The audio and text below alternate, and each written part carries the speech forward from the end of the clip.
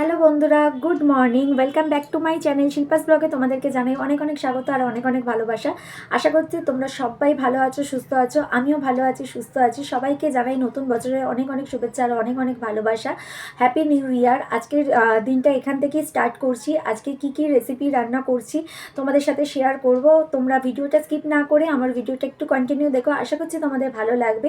আর নতুন বছরের শুরুতে সুন্দর সুন্দর কন্টেন্ট তোমাদেরকে দেওয়ার চেষ্টা করব। তোমরা কি ধরনের ভিডিও দেখতে চাও সেটাও আমাকে একটু কমেন্ট করে জানিও।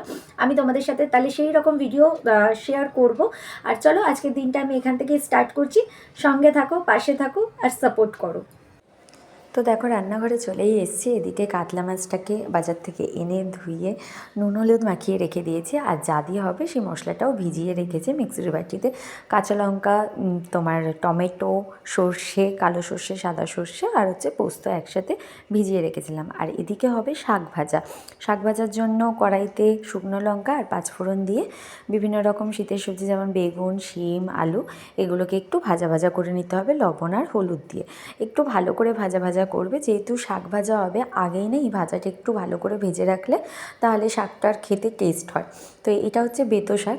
তোমরা কারা কারা বেতো শাক খেতে ভালোবাসো একটু কমেন্ট করে জানিও। আর এদিকে বড়ি ভেজে রেখেছিলাম। দেখো শাক ভাজা আমার রেডি হয়ে গেছে ঝটপট করে। আর বেতো শাকটা খেতেও খুব ভালো লাগে গো। আমি বোধহয় এই প্রথম খেলাম, আমার খেতে ভীষণ ভালো লেগেছে।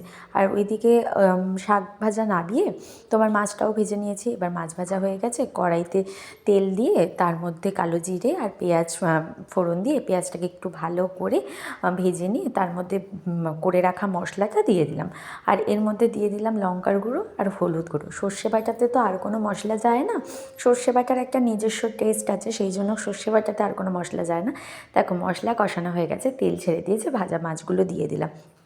তোমাদের আমার ভিডিও দেখতে কেমন লাগছে অবশ্যই কিন্তু কমেন্ট করে জানিও।